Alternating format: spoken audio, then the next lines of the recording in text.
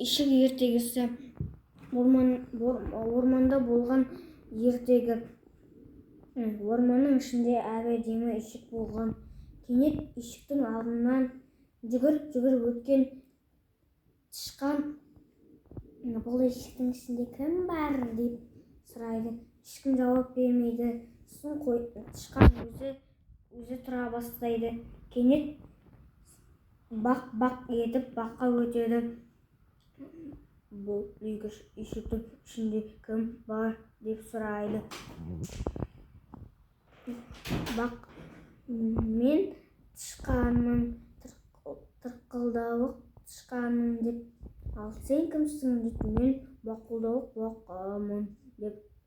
Сосын тышқан: кел бірге тұрайық деп. Екеуі тату дос болып бірге тұрады. Кенет қоян келеді. Секіріп ишікті көріп қалады. Ишіктің ішінде кім бар деп сұрайды. Мен тырқылдауық тышқанмын, мен бақылдауық бақамын, ал сен кімсің деп сұрайды. Мен қорқақ қоянмын.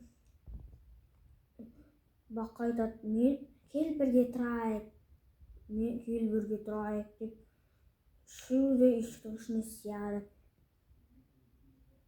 Сосын түлкі өтеді. Ишікті көріп қалған түлкі: бұл ишіктің ішінде кім бар деп сұрайды. Мен тырқылдауық тышқанмын, мен бақылдауық бақамын, мен қорқақ қоянмын, ал сен кімсің? Мен қу түлкімін. Кел бірге тұрайық деп. Төртеуі де бірге тұрады. Кенет қасқыр шығады. Бұл ишіктің ішінде кім бар деп сұрайды. Мен тырқылдауық тышқанмын, мен бақылдауық бақамын, мен қорқақ қоянмын, мен қу түлкімін деп сұрайды. Сосын бесеуі де бірге тұрып ишіктің ішіне сиіп кетеді. Сен кімсің? Мен сұр қасқырмын. Түлкі айтады: кел бірге тұрайық деп. Бесеуі де ишіктің ішіне сиіп кетеді. Кенет жеміс-жидек жеп жүрген аю дауыстарды естіп қалды да, аю жеміс-жидегін жерге тастап, бұл ишіктің ішінде кім бар?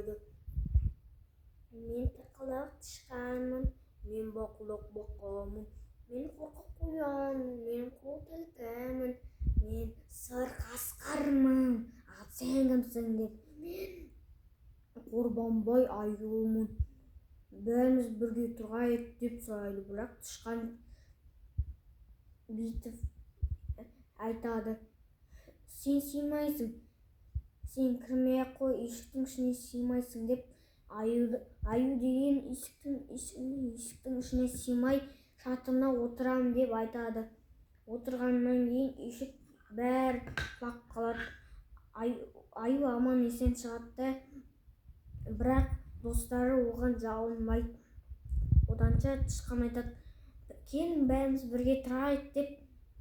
Бәрі де тату дос болып ишікті қайтып бастап, үлкен ишік қылдырып бітеді.